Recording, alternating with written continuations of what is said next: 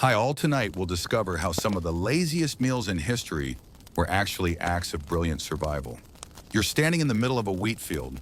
The sun hasn't risen yet, but the sky is already losing its stars. Your breath hangs soft and ghostly in the dawn air, and your boots sink slightly into the damp-tilled soil. You're hungry again. But there's no time for breakfast. The cows need milking, the weeds are staging a coup, and your neighbor's goose has wandered into your cabbages again. In short, it's another perfectly chaotic medieval morning. You glance at your satchel. Inside is a small cloth bundle. Your snack, such as it is yesterday's barley loaf, now 2 days old. It's tough, but it doesn't crumble. Perfect for eating one-handed while you chase that goose down the hill. This, believe it or not, is the start of fast food. Not golden arches, not clockwork kitchens, just food that moves with you. See, early farmers had no time for breakfast tables. Meals were made to be eaten while walking, hoeing, hauling, or swearing softly under their breath. Bread was portable, cheese didn't spill, apples had their own packaging, and if you were really lucky, a pocket onion. Now don't wrinkle your nose. A raw onion might not be your dream snack, but it keeps well adds bite and may or may not ward off both disease and annoying relatives. A win all around. You sit for a moment on a stone fence chewing methodically. Your teeth complain. So does your stomach. But it's food and it's here. That's all that matters. It's easy to romanticize medieval farming. Golden fields, flowing tunics, sunlight on rough-hewn wood. But here's the thing, it was exhausting.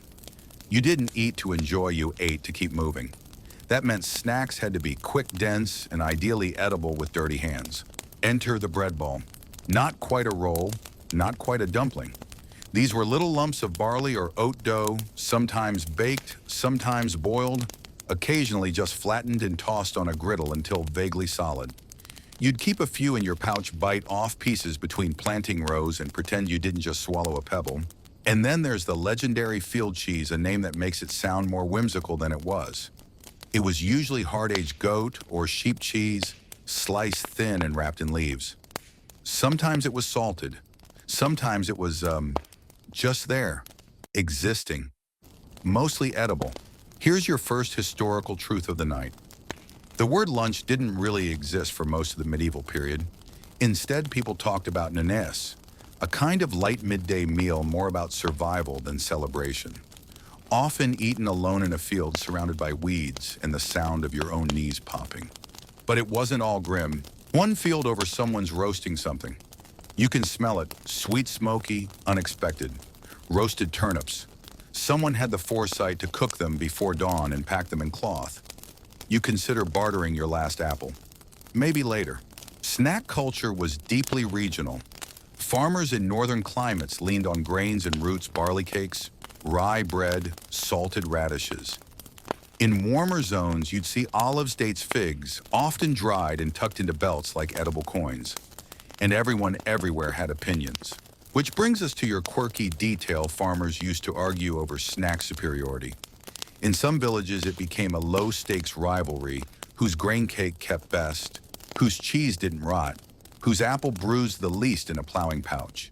The winner got bragging rights and the occasional marriage proposal. Romance, medieval style. You stand again, brushing crumbs from your lap. The morning is ticking forward and the sun finally crests the edge of the hills, turning the barley into rivers of gold. It's beautiful, but also hot. And the idea of hot cheese in your pocket is suddenly less charming. Still, you eat what you have, which sometimes includes soup. Yes, soup. Portable soup was a thing. It's not what you think, no thermoses here. Instead, it was a thick, gelatinous meat reduction cooked for hours until it could be dried into a leathery slab. You'd break a piece off, chew it, or dissolve it into hot water if you happened to be near a fire. It was not tasty, but it was survival food before meal prep became a trend. Academic debate breaks. Some scholars argue that these proto-snacks were signs of desperation, not innovation.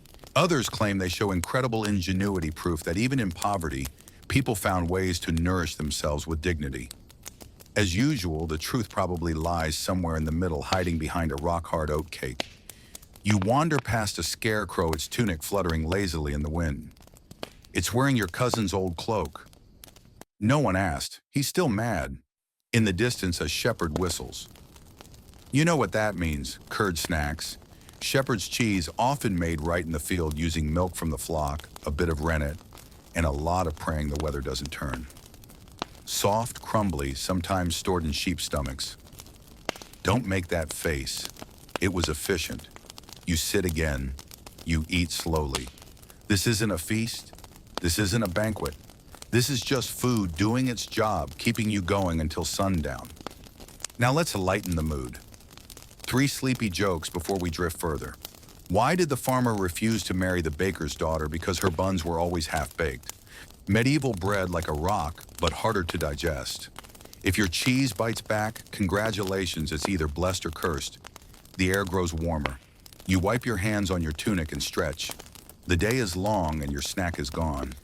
But somehow your heart feels full. Maybe because in a world of toil, there's comfort in knowing that someone somewhere once looked at leftover porridge and thought, I can carry that. You're walking again, same dusty path, same sun at your back, same ache in your knees. But now you're following the sound of something familiar, clink, splash, grunt. Water. Not the kind in buckets, not the kind that flows merrily past castles. This is labor water from a well at the edge of a tiny farm. And beside it, an old woman sits on a stool made of 3 sticks and a prayer, her hands busy with something intriguing. She's folding dough. Not the elegant kind. This is rough, pocked with grains. Some kind of barley flour salt mix, sun-cracked and dry. But she adds water, a little onion, a pinch of ground mustard seed. Then she wraps it, folds it, and slides it onto a flat stone baking in the fire. You watch fascinated. She glances up, nods, and offers a corner. It's hot. It burns a little. You blow gently and take a bite. Oh, it's a pocket. A food pocket. Not fluffy, not flaky, but dense and clever. Inside is a small scoop of lentil mash, warm and earthy, mixed with garlic and bits of old cheese.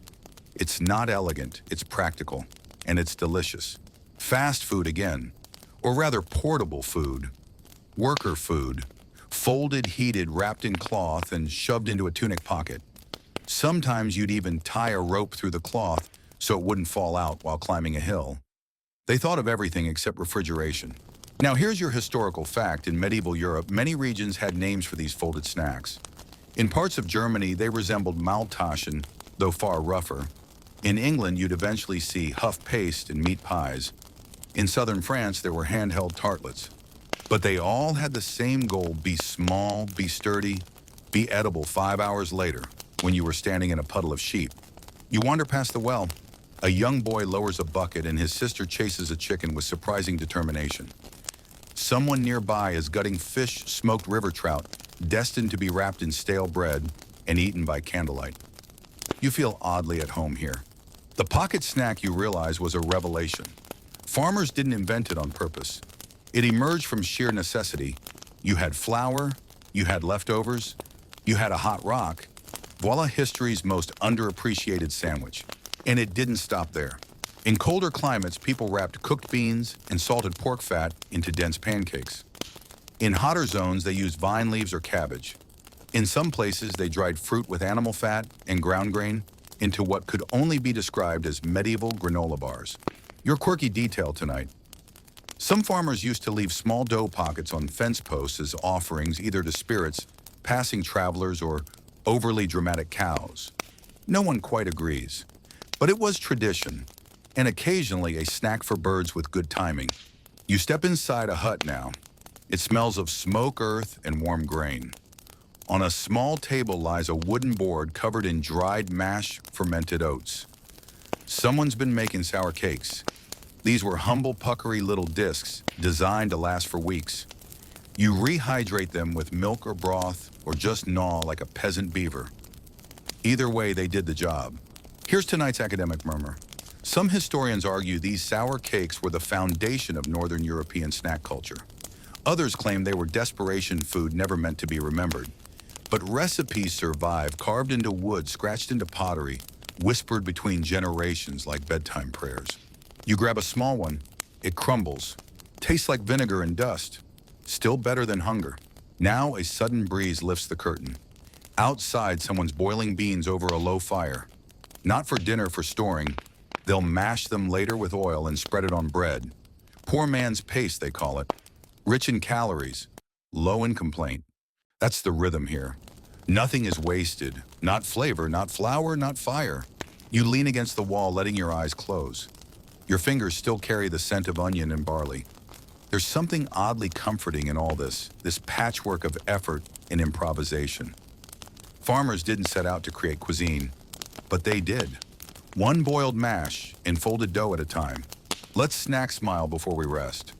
3 jokes to lighten your grain-filled dreams. What do you call a pastry that survives 5 days in a Tunica legend? Farmers invented pocket food. Nobles just invented pockets. If your bread bends but doesn't break, it's a sandwich. Probably. The sky dims outside. Evening is curling around the roof like a shawl. You take one last bite of lentil pocket whisper, a thank you to no one in particular, and step back onto the path. Tomorrow brings more fields, more fences, more dough. But for now, you've got something in your belly and dirt on your hands. And that's enough. You're still walking, but something's changed. The road narrows. The grass thickens. There's the soft, heavy smell of something overripe in the air. Something fruity, sugary, and ever so slightly suspicious. It's figs. That's right. Tonight we leave behind the humble folded dough of farmers and step into something stickier, chewier, slightly scandalous. You pass a dusty village square empty now except for 2 goats arguing over a basket. A little further on, behind a crumbling wall, you see it a small grove.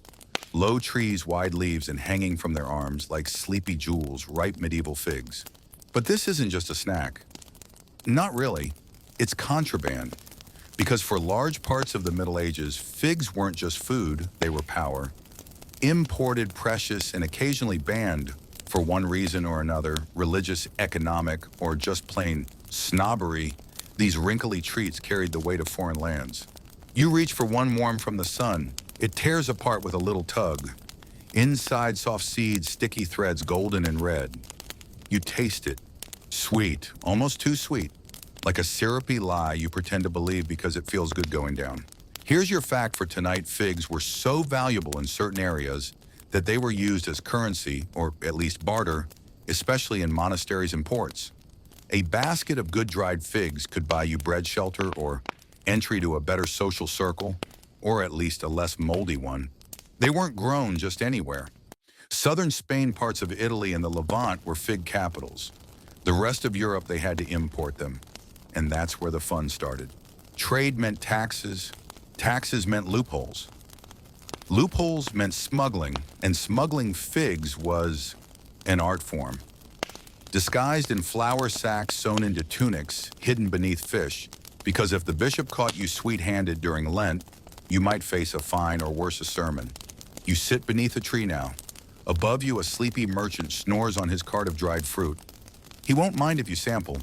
A few figs are strung together like a garland tied with rough thread. You pluck one free. This one's chewy, more intense, less sunshine, more cellar, aged to the edge of fermentation. You feel a little tingle behind your eyes. Now, for your curious little detail, some towns believe figs could inspire dreams. They were part of bedtime rituals in certain villages, eaten with almond milk or goat cheese to soften the soul. One folktale even insists that if you sleep with a fig leaf under your pillow, you'll dream of your future spouse, or a goat. Sometimes both. You wander deeper into the orchard. 2 kids are daring each other to eat fig skins without chewing. A woman nearby is crushing dried figs into a paste, mixing it with wine and breadcrumbs. For the road, she says. A medieval energy bar, sugary, sticky, and alarmingly effective. The paste smells of cloves and firewood. That's when you remember something. Figs were part of a larger web. Dried fruits, dates, raisins, apricots were symbols of trade, of luxury, of the outside world. To eat one was to taste faraway lands. To gift one, that was poetry. Let's toss in our scholarly whisper for the evening. Some argue that dried figs helped shape early European dessert culture. Others insist they were just emergency rations for the well-connected. Either way, they traveled well-tasted, bold, and perhaps, most importantly, didn't melt in your pocket. You pop another into your mouth. This one's filled with crushed nuts and honey. Someone's been creative. You imagine a monk somewhere sighing in guilt as he sprinkles cinnamon over his sinful fruit tart. Fig snacks technically allowed, emotionally confusing. The sun is lower now. A fig falls near your shoulder with a soft plop. It splits open.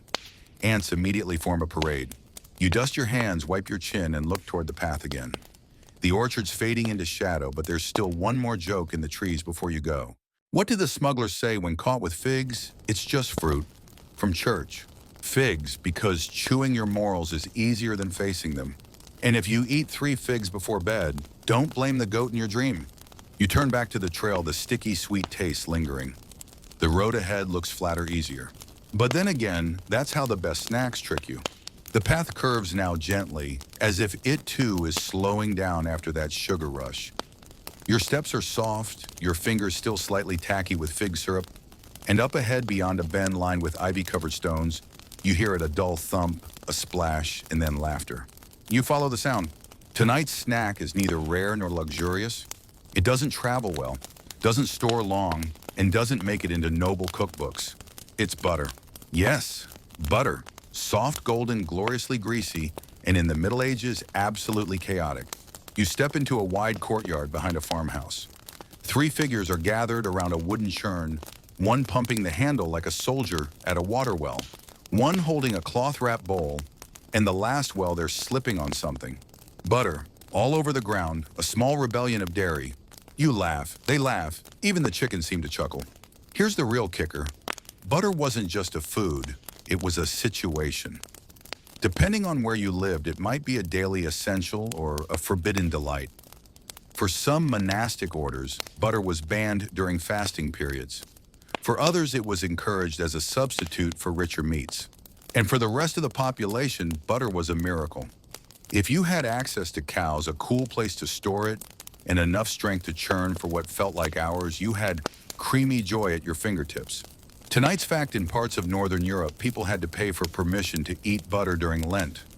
These butter licenses were issued by the church, and yes, they were very real. There are even records of entire villages pooling funds so their elders could enjoy a smear of salted butter on rye without divine repercussions. Back to the courtyard. You're handed a slice of barley bread, still warm. The butter melts instantly into its surface, turning rough grain into velvet.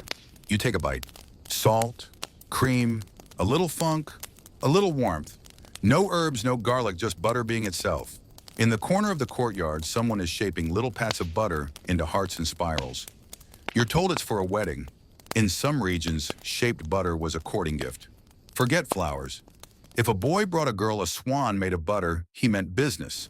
And now your quirky corner of dairy chaos in Norway and parts of Germany, butter was sometimes used as fuel for lamps during dark winters.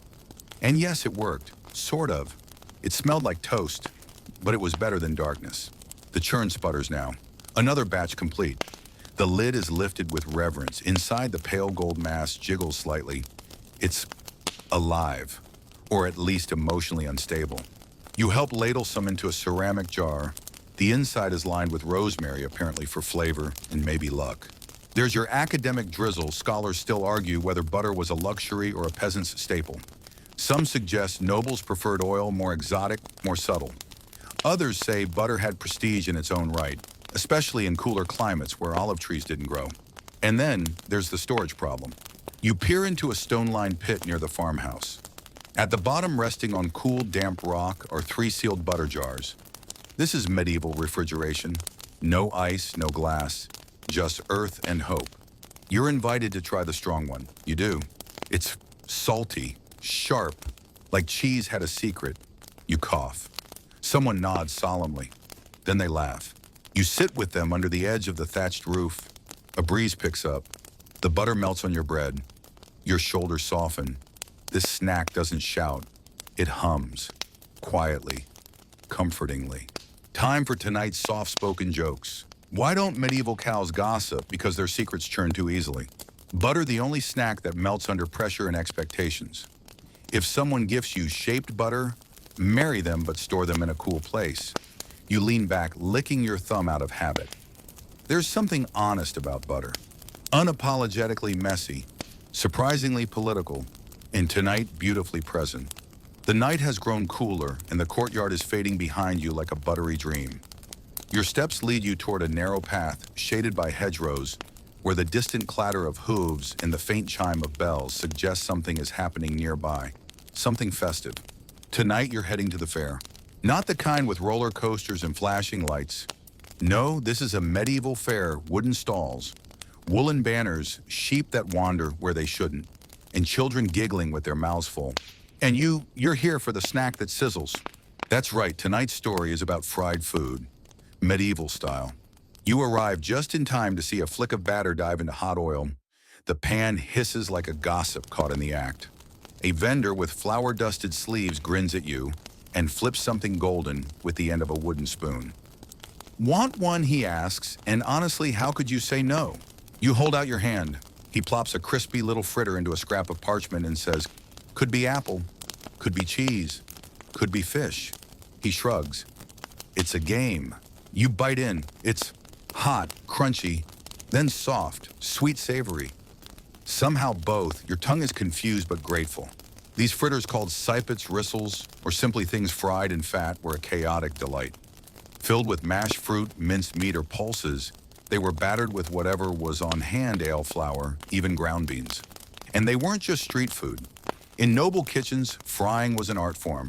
Precise timing, perfect temperature, and the ability not to burn your boss's dessert that made you a kitchen star. But here's your historical crunch: oil was expensive. So frying, while common, carried risk, especially when you're cooking over open flames with reused fat and questionable spatial awareness. Monastic records tell of at least one novice who fell face first into the pan. He survived. The fritters did not. The vendor hands you a second one this time rounder, dusted with crushed almonds and rose sugar. You thank him and move on passing stalls with fried leek cakes, chickpea fritters, and something labeled simply as surprise balls. A child darts past you holding a cone of three-color fritters: brown, beige, and slightly green. She drops one. A dog snatches it before it hits the dirt. You sit on a worn log and nibble slowly. Here's tonight's fact: frying wasn't just for fairs. It was a technique used at home in taverns, and yes, even in monasteries. While fasting rules sometimes banned rich ingredients, frying itself was fair game. Lent without meat? Sure. But a chickpea cake fried in fish oil, technically allowed. Spiritually creative. Here comes your delightful oddity. Some medieval cooks would flavor their batter with wine, honey, and crushed herbs. Others got adventurous, adding saffron, ground mustard seeds, even grated turnip. Frying wasn't just about convenience, it was drama. Crunchy, bubbling, flavorful drama. You finish your snack and glance up at the night sky. Stars blink above the fair like scattered salt. Someone strikes up a lute off-key but enthusiastic. Now for your academic flavor, historians debate whether frying was truly widespread or more of a luxury technique. Some say only the wealthy could afford oil. Others point to fair records and market lists full of fried offerings. The truth, likely both. Nobles had olive oil, villagers had lard. Everyone had a frying pan, a little courage, and something to sizzle. Your fingers are slick now. Your stomach is humming like a well-fed bee. And the air smells like a dozen different possibilities: fried, cheese, fried apple, fried something. 3 gentle jokes before you go. If your fritter crackles louder than your thoughts, you're probably eating it right. Medieval frying, where mystery meat meets mystery heat. Love is like a fair fritter, sweet hot and sometimes filled with fish. You rise slowly, brushing crumbs from your cloak. The fair begins to dim. Lanterns are being snuffed. A final sizzle sings from the food stall. And just like that, the night folds in on itself. You walk on, you're awake again. Or not quite awake. More like hovering in that fuzzy space where your blanket is perfect, your pillow is a cloud, and your brain decides to whisper, "Hey, remember medieval food?" Yes you do. Because tonight you're chewing your way through time once more. Let's talk about folds. Not the ones in your sheets, the ones in your snacks. Picture this. It's a breezy morning in a small medieval village. The baker has been up since before dawn. The cook is grumbling over the fire, and someone, probably a tired mother or an inventive monk, is stuffing something into dough and folding it shut. You've just witnessed the birth of a hand pie. Not the golden, flaky delights of a modern picnic. No, these are rustic, dense, made with coarsely ground barley or rye, folded with whatever can be scrounged: lentils, dried apples, onion scraps, maybe a leftover fish tail if you're lucky, or unlucky depending on the fish. You take a bite. It's sour at the edges thanks to a bit of fermentation, possibly accidental. The filling is surprisingly soft and flavorful. The crust chewy.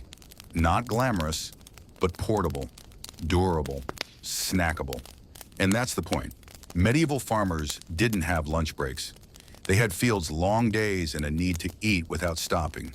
So they folded food into food, pockets of calories, crust armor against the outside world. Think of it as the original Tupperware-only edible, and always slightly gritty. Now don't think for a second that these folded snacks were unique to one region. You'd be wrong, and historians would frown gently at you. All over Europe and beyond, similar creations emerged. In Eastern Europe, pastichik; in Italy, panzerotti; in the Middle East, sambusak; in North Africa, brick; in Asia, oh yes, dumplings, buns, savory pancakes. Humanity's love for putting things into other things and eating them knows no borders. Tonight, though, you're focused on a humble one, the lentil pocket. You're walking through a late summer fair somewhere near the edge of a village. There's music in the air, a stringed instrument plinking out a tired but determined tune. A child spins in a circle. A dog with one eye eyes your food. You hold your snack tighter. It's a small square of pastry browned on the side, smelling faintly of cumin and something earthy. You tear a corner. Inside, lentils mashed with garlic salt and a whisper of vinegar. It's not luxurious, but it's warm, satisfying, and most importantly, easy to carry. You munch as you wander past stalls offering sour apple rounds, barley cakes, and something called sour sack crisps, which are thankfully misnamed. Folded snacks like these weren't just practical. They were creative acts. You had odds and ends, wrap them in dough. You had yesterday's stew, thicken it, slap it in a crust, and now you've got lunch. You had a bit of dried plum and leftover cheese. Congratulations, you've invented medieval fusion cuisine. And here's your quirky fact of the night: some folded snacks were labeled not by what was inside, but by what they weren't. A knotfish cake, for example, might contain turnips, breadcrumbs, and hope. Why the name? Because it was eaten on fast days when fish was technically allowed, but too expensive. So people mimicked the texture, fooled the eye, and said a quiet prayer for flavor. This leads to the next sensation in your night: the layered mystery pie. You've now stumbled upon an outdoor oven at the edge of a monastery. Two brothers in brown robes are pulling out flat pies with steam curling from their edges. They speak quietly. One murmurs about figs, the other about leeks, both the vegetable and the structural variety. You're handed a triangular piece. Inside, layers: bean mash, boiled egg, a leaf you don't recognize, a swirl of sweetened grain paste. Each bite is a puzzle. It's either brilliant or a culinary dare. You're not sure, but you respect it. And you realize these weren't just snacks. These were edible essays. Layers told stories of what was grown, what was left, what could be shared. Every fold, every pinch of dough was a little thesis about survival. Academic debate break. Some food historians believe these folded snacks were the precursors to modern fast food. Others argue that's a stretch. Fast food implies speed and convenience, and most medieval food involved a lot of waiting and grumbling. But perhaps the truth is softer. These were the early echoes of grab-and-go culture, stitched by hand, carried in cloth, eaten on the move. You stop under a tree now. The sun is dipping low. You sit cross-legged with your last snack of the evening, a small crescent-shaped pie filled with curds and herbs. The crust is thinner this time, brushed with oil, and you can almost hear it crackle as you bite. It tastes like time, like sunshine, like someone tried even when ingredients were scarce. And that's the magic, isn't it? It wasn't. Even in fields of mud under skies of soot with hands worn raw from labor, people folded food with care. They wrapped effort in dough. They baked resilience. You finish the last bite, your fingers are dusty, your heart feels weirdly full, and your thoughts start to drift. Just before sleep claims you hear are tonight's 3 lightly toasted jokes. Medieval folded snacks, the only time you wanted your lunch to look like a pillow. If you bit into something sour surprise, you just invented fermentation. They say don't judge a book by its cover, but do judge a hand pie by the leek stains. Hi again. Tonight let's take a turn for the crispy. You're back in that hazy dreamland between sleep and full consciousness, where your limbs feel warm and slightly too heavy to move. And just as your eyes begin to close, something wafts through the air, the distinct scent of something fried. Yes, that's right. Tonight is about medieval fried food. You might not think of the Middle Ages as a place where things sizzled in bubbling fat, but you'd be delightfully mistaken. Because while ovens were tricky and roasting took hours frying, that was fast. A splash of lard, a few handfuls of batter, and suddenly snack time. You're walking through a crowded fairground, the kind that unrolls across a field like a giant picnic rug, thrown down by chaos. There's juggling, yelling questionable music, and near one tent, the undeniable sound of something popping in a pan.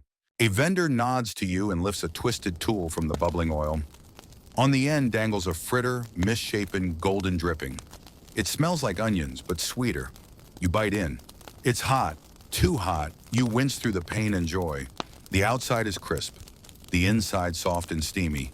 It's seasoned with something you're not quite sure of. Maybe sage, maybe surprise. Welcome to the crunchy corner of medieval snacking. These little wonders came in all shapes and intentions. Some were flour and ale whisked into a paste, fried into what resembled edible clouds. Others were minced apple or soft cheese wrapped in dough and dunked until browned. Still others tried to be meatballs but wound up tasting more like breakfast experiments. The joy wasn't in uniformity, it was in possibility. You stop by another stall. This one serves what the vendor proudly calls sweet beans. They're mashed chickpeas, lightly spiced, shaped into rough patties and dropped into oil. You squint. It looks like dinner pretending to be dessert, but you try it anyway. And it's incredible.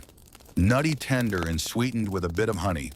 You look at the cook. He grins. Mistake, he says proudly, but a good one. That's kind of the theme tonight. Frying was both art and accident. Without thermometers, cooks relied on instinct. A flick of flour to test the oil. A sizzle that told you now. Wait too long, burnt. Too soon, soggy. It was chaos management. In a pan. And it was for everyone. Here's a detail worth a raised eyebrow. Fried food wasn't just for nobles or monks or peasants.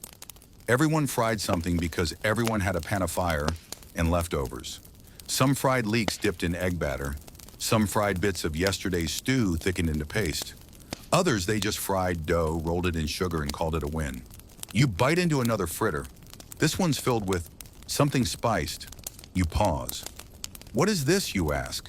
The cook shrugs. Pears. Maybe. Or roots. You'll know by tomorrow.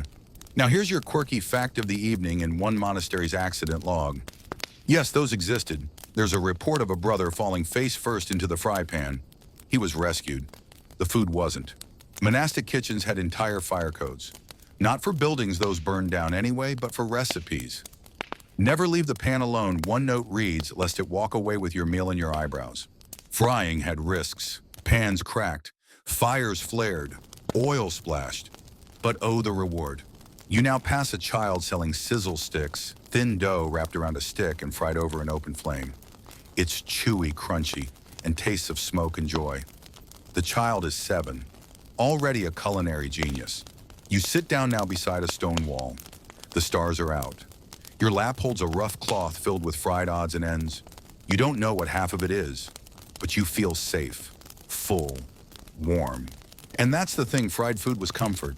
It may not have lasted long, no refrigeration, remember, but in that moment when the oil hissed and the batter puffed, something wonderful happened. Quick, satisfying, joyful. A moment of indulgence in a world that rarely offered any. And now your 3 jokes of the night served with extra crisp. Medieval fried snacks proving crispy was a virtue long before Instagram. If your pan didn't explode at least once, did you even cook in the Middle Ages? When in doubt, fry it, and if it screams, maybe don't eat it. You wake to a softer world. The sizzle's gone. The fare's behind you. What's ahead? Silence, stone. The gentle creak of sandals on flagstones. Tonight we've entered the monastery. You're walking through a long cloister, the air cool and heavy with lavender. The walls whisper with prayers. Bells ring in the distance, not loud but steady like a heartbeat stitched to the horizon. And you're just in time for a snack. Wait, monks, snacked? Oh yes, quietly, reverently, and with surprising flair. A young novice beckons.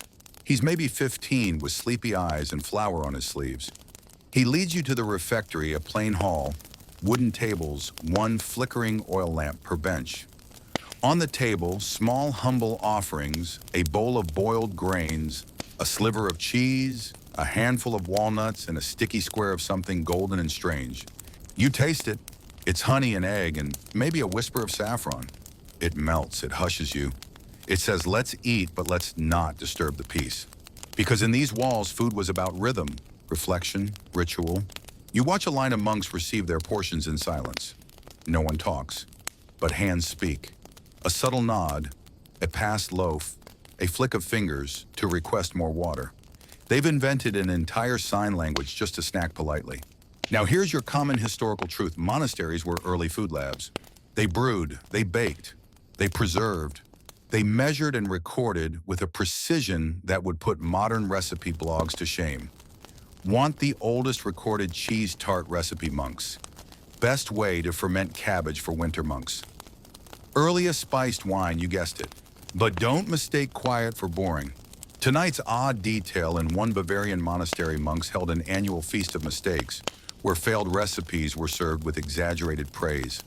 A burnt pie might be honored for smoky complexity. A too salty soup, bold theological interpretation. You chuckle quietly. The novice beside you smiles. He slides a small tart your way. You bite in, it's sharp, creamy, and tinged with herbs you can't name. It tastes like patience, like someone stirred this pot with intention and time. Let's go deeper. You're now in the garden. No, not a garden, a living pantry. Rows of herbs, sage, marjoram, mint, rue. Bees wobble from flower to flower. A clay pot sits beside the path. You lift the lid, rosewater-soaked dates. For sore throats, technically. For joy, absolutely. And here's the academic whisper tonight. Some historians argue monasteries were bastions of simple living, where indulgence was frowned upon. Others point to complex feasting schedules, imported spices, and dessert courses coded into feast day calendars. The truth, both are right. Monks fasted, then they feasted.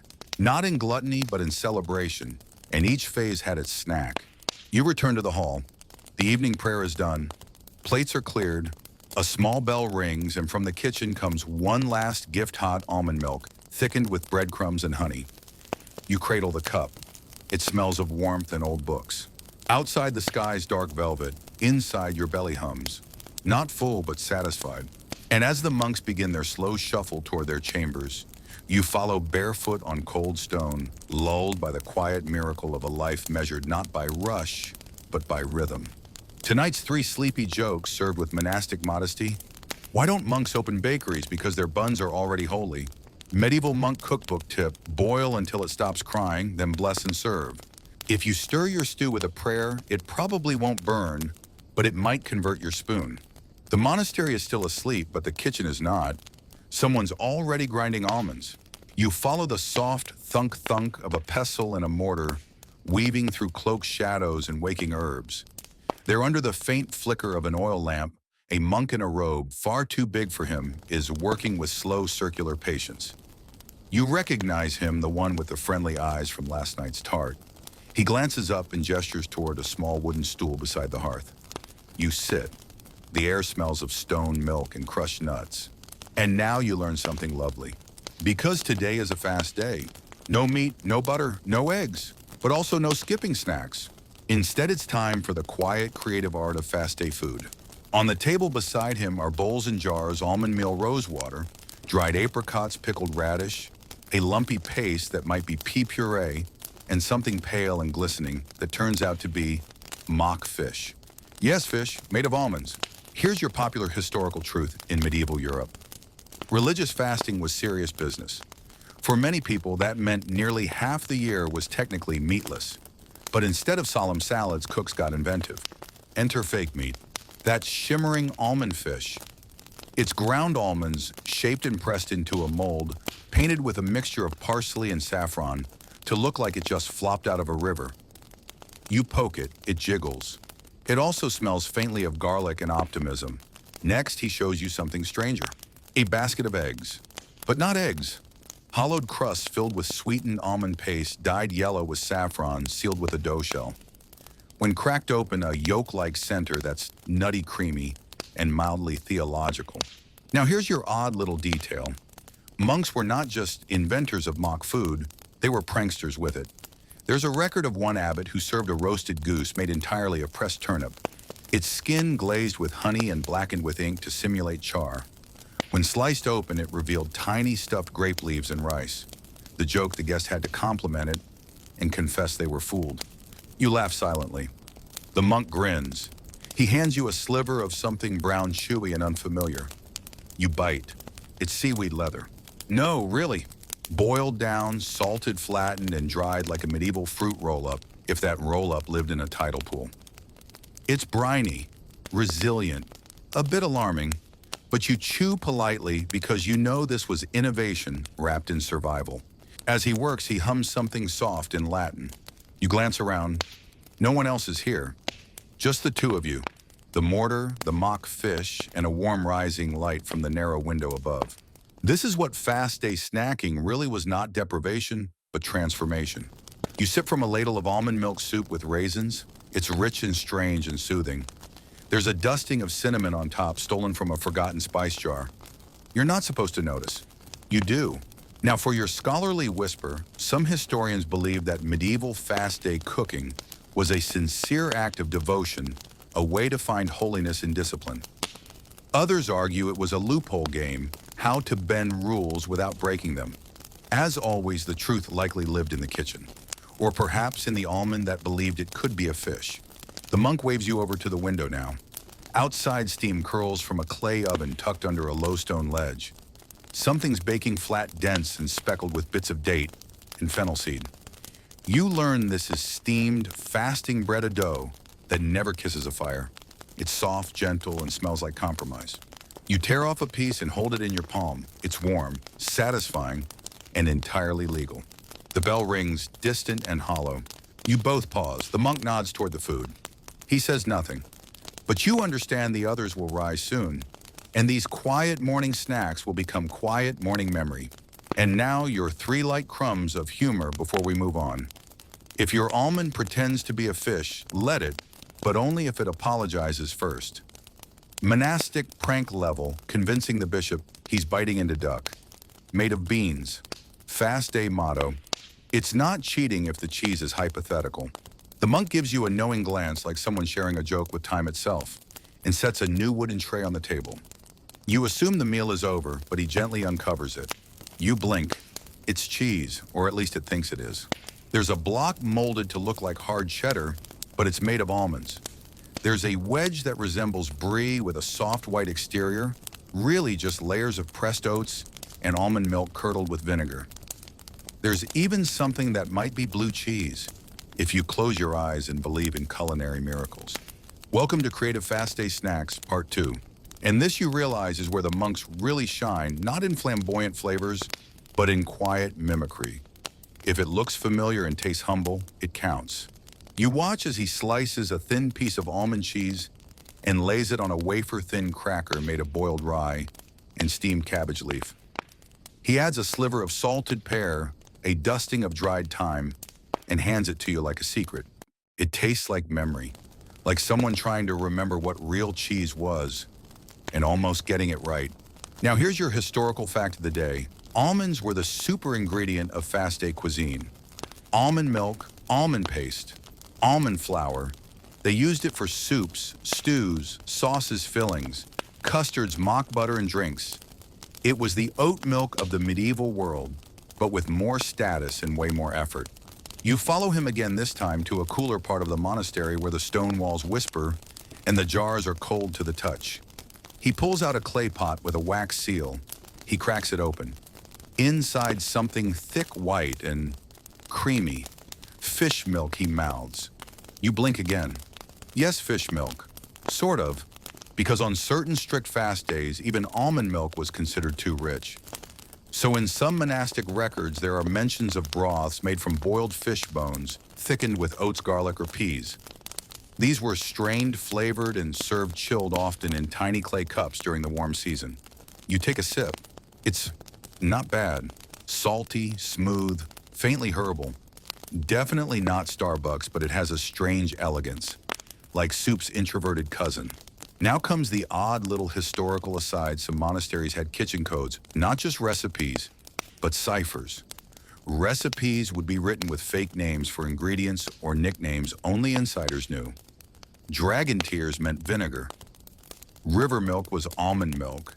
Snow of Eve meant egg whites if they were allowed at all. And just for fun, some monks would swap the codes midweek. You chew slowly on a slice of steamed beet loaf wrapped in fennel leaf.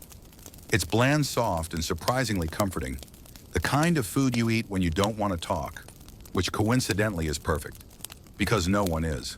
You glance outside. The sky's gone from soft gray to gold. Someone is sweeping the courtyard in silence. The monk taps your shoulder gently. He hands you a final bundle wrapped in linen, warm and fragrant.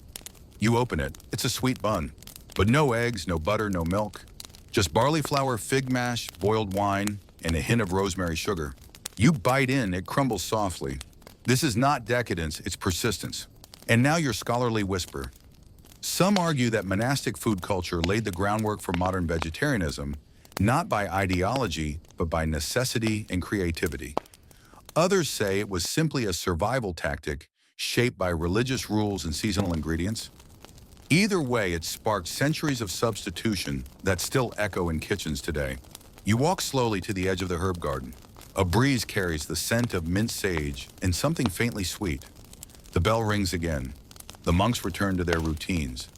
But you're left with one last thought. That even in silence, people found ways to eat well, and with joy. And now 3 warm crumbs of humor to go medieval almond cheese for when you want dairy-free judgment from a 14th century monk. Fish milk because even Lent deserves a plot twist. Crack the kitchen code or end up seasoning soup with dragon tears instead of salt. You're walking again, this time away from the monastery and into a cluster of homes on a soft hill. Smoke curls gently from low chimneys. A dog barks half-heartedly. Someone is chopping kindling with the kind of rhythm that says they've done this for decades. But your eyes catch on something else. A child crouched beside a stone wall, carefully unwrapping a cloth bundle. Inside are 2 little honey cakes, golden sticky and shaped like pears. She looks left, then right, then breaks one in half and offers it to a friend. A secret snack. You stay still and watch as they eat in quiet giggles. Because tonight we're talking about forbidden sweets, the kind of snack you didn't brag about, but remembered forever.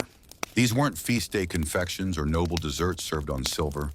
These were shadow pastries, hidden confections passed hand to hand in flower-scented kitchens, and whispered recipes. The kind that tasted like rebellion, or at least like someone used too much cinnamon and didn't apologize. Let's start with something charming: monastic cookies. Yes, monks baked cookies. Sometimes they were made for medicinal purposes, honey mixed with warming spices like ginger cloves and pepper baked into little discs and offered to the sick. Other times, let's just say Brother Eustace liked his sweets and had a habit of forgetting it was a fasting day. You walk down a winding path now toward a small village bakery. The door is low, the walls are warm, and inside smells like toasted grain and roasted dreams. You duck through, and there on the shelf is a jar, an unlabeled one. The baker gives you a sly smile and taps the lid. You lift it. Inside, travel cakes, dense little loaves made of barley dried fruit and boiled honey. They were designed to survive days on the road, but eaten warm, they're chewy, rich, and comforting. Like the Middle Ages baked a granola bar, gave it a hug, and never told the church. Here's your historical truth. Some sweet snacks weren't just dessert. They were currency. Monks exchanged special pastries as gifts. Travelers used them to barter. Children received them as rewards, especially in places where coins were rare, but sugar was reverent. And now the weird little detail of the night-coded recipes. That's right. In some regions, especially among urban cooks and guild-trained bakers, secret recipes were passed in riddles, rhymes, or disguised as prayers. One 15th century recipe begins with "bless the flour," with 3 Hail Marys and a pinch of angel's dust, which probably means sugar, or maybe nutmeg.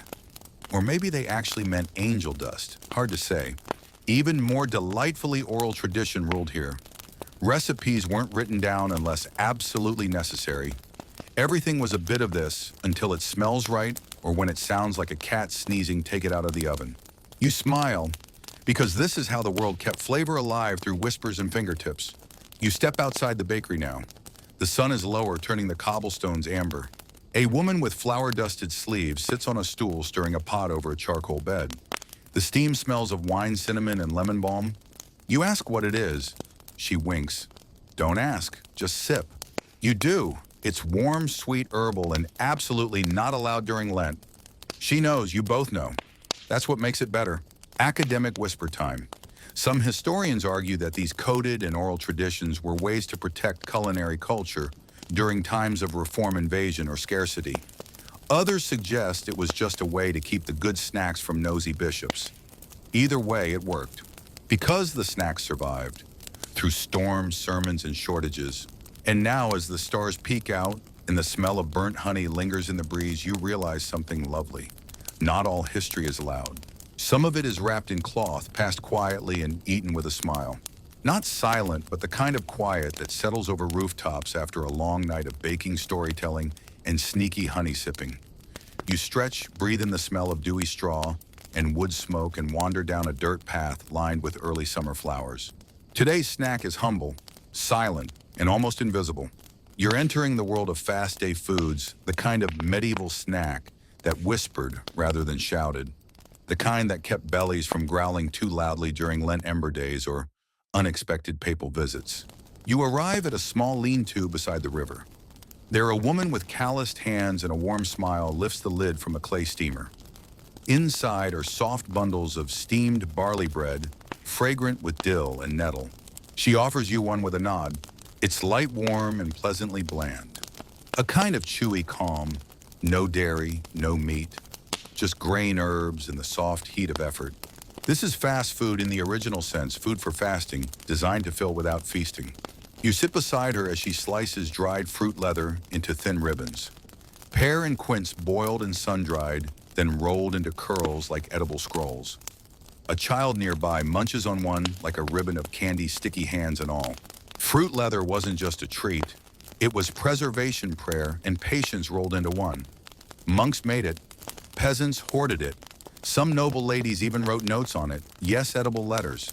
Here's a soft historical truth: most medieval people fasted often, not just for religious reasons, but because seasons and storage demanded it. Winter was lean, spring was hopeful, summer was frantic, autumn was preservation, and so they learned to snack quietly. You walk now into a shaded garden plot. A novice monk is gathering green almonds, soft and tart in their fuzzy shells. He bites one with a grin and offers you another.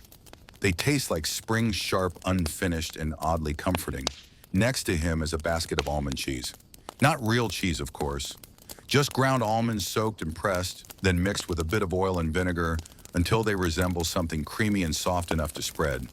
It's not cheddar, but it's thoughtful. And as he tells you with a wink aloud, you both laugh, and he crushes a bit of salt over it with a pinch from his belt pouch. It's like a medieval charcuterie board, minus the charcuterie. Now for tonight's quirky gem, mock eggs. Yes, they existed. On fast days when real eggs were forbidden, creative cooks made fake ones, often using almond milk jelly for the white mashed carrot or saffron paste for the yolk, all shaped and nested in a clean shell. Because why skip the aesthetic just because you're skipping protein? Some of these were elaborate, others looked, let's say, interpretive. But the message was clear: fasting didn't mean flavorless, it meant cleverness. You sit now under a small tree with a pot of turnip soup, thin herbal, gently sweet from parsnip. The breeze smells of mint and clay. Everything is soft, even the hunger. And here's tonight's academic murmur. Some historians debate whether these quiet snacks were acts of compliance or resistance. Was it devotion to the rules, or devotion to staying sane in a time of rules? No one agrees, but everyone agrees. Almond cheese tastes better with a pinch of heresy. You nibble a strip of quince leather and smile. Because sometimes the most comforting snacks are the ones made with intent. No glamour, no grease, just grain seed in someone's hands shaping something into enough. The wind shifts just slightly now, bringing with it something sweet. Not loud sweetness like roasted apples and cinnamon. Not festival sweetness like honey fritters dipped in syrup. No, this is a quieter sugar, a forbidden sugar, one that tiptoes between rule and ritual. You follow your nose down a cloister path where two monks lean over a firelit hearth. They're not supposed to be cooking anything rich, it's a fast day after all. But here they are carefully turning a pan of spiced chickpea cookies dusted with crushed anise and dried citrus peel. One of them coughs nervously when he sees you. The other just grins and breaks off a warm corner. They call it penance pastry, and no, it's not listed in any official records. That's the point. Welcome to the world of forbidden medieval snacks where sugar hides in shadows and baking becomes a secret art. You sit by a cool stone wall as the monks whisper about honey bread. Not real bread, but a kind of baked paste made from stale crumbs, nut oil, and a swirl of honey pressed into shapes and hidden in clay jars for days of hardship. Technically not cake, technically not sin, but good. Oh yes. And here's a tender detail some monks pass down coded recipes, patterns of dots and slashes in the margins of illuminated manuscripts. At first glance, music notation or prayer symbols.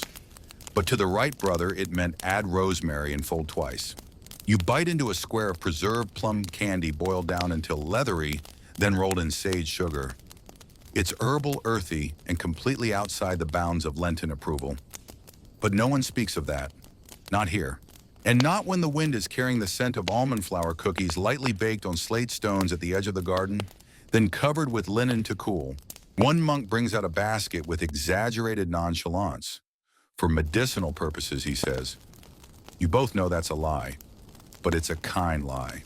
Here's tonight's sweet academic twist. Some scholars believe monastic kitchens developed early oral culinary traditions, not because they lacked writing, but because secrecy protected innovation.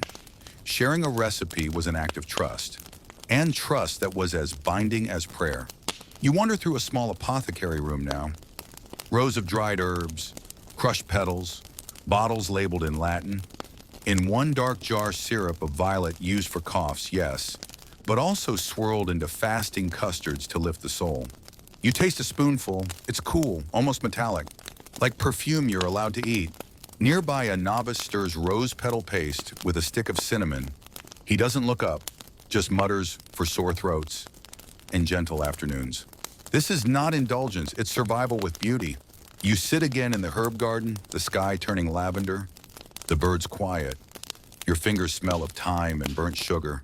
And here's your final crunchy fact of the night. Some monasteries kept quiet day cookies, simple oat rounds flavored only with fennel or flax. Just one per brother, eaten at sunset in silence. A reward, a ritual, a rite. Tonight your feet take you somewhere more brittle, somewhere harder. The path narrows. Stones crunch beneath your boots and the trees above thin into jagged silhouettes. Because now we enter a chapter not of delight, but of desperation. Welcome to the land of crisis snacks. Don't worry, we're still snacking. But these are not the festive fritters or secret honey cakes you've come to love. These are siege rations, storm supplies, the snacks of sleepless nights and watchful eyes. You arrive at the edge of a ruined hill fort. A family sits in the cold shadows of a stone wall, wrapping their fingers around a loaf of bark bread, a dense mix of rye-crushed tree bark and wild seeds. It's bitter, dry, but it keeps the belly quiet. Nearby, someone stirs a porridge of acorn meal soaked and rinsed for days to leach out the poison, then boiled until gluey. They flavor it with hope. That's about all. This is food born not of celebration, but of resilience. During famines, medieval people turned anything into nourishment. Dried nettles, ground thistles, even boiled leather straps, not for protein, but for the comfort of chewing. You kneel beside a boy with a satchel of charcoal biscuits, a blend of flour ash and old lard. He offers you one with a solemn nod. You bite. It tastes like campfire and dirt, and maybe survival. And here's tonight's melancholy curiosity. Some recipes were only written down after the crisis passed, not because they were proud, but because people wanted to remember what not to forget. In a crumbled farmhouse, a woman grinds pea husks into fine powder. She adds brine old cabbage and the last of her flour to make siege cakes, pale cracked discs that dry in the sun. She marks each with a cross, not for religion, for counting. Down the hill in a dugout cellar, you find jars of fermented turnip paste, sour pungent, eaten in spoonfuls between silence and prayers. The monks called it Grey Mercy. It kept them alive during the winter of no eggs. Even in crisis, there was invention. People roasted grain chaff into crisp flakes.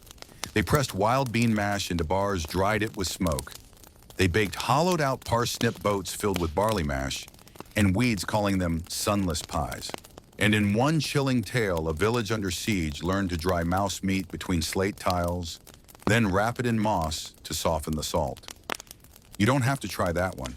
You look up now, the stars are brighter than usual.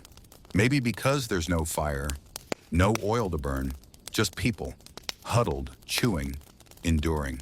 And yet even now, someone offers you a thin slice of bramble root candy made with the last spoonful of honey boiled down until it crackles. It's sharp, strange, but sweet. Because sweetness, even in war, is resistance. Here's your historical debate to crunch on. Some scholars argue famine foods were evidence of failure, bad planning, poor harvests. Others insist they reveal something far more beautiful, the quiet genius of survival, the memory of mothers, the silence of monks, the daring of hungry hands. Tonight we end with sugar, not the joyful crystalline kind that dances on wedding cakes, but something rarer, stranger, the kind that travels continents, the kind that once required a passport and a prayer. You sit now in the flicker of a dying hearth. The wind outside howls like a reminder, but here in your hand rests a lump of something exotic, medieval sugar. It looks like a rock, feels like chalk, but the moment it hits your tongue, there's sweetness, subtle, raw, almost medicinal. Because in the Middle Ages, sugar wasn't candy, it was alchemical. Imported from the East India, Persia, North Africa, it arrived in cones called sugar loaves wrapped like treasure. Only the wealthy owned them, only the careful shaved them, and only the desperate ate them unblended. A monk once wrote, "Too much sugar will heat the blood and inflame the stomach." Another wrote, "It makes the heart glad. Choose your medieval doctor wisely."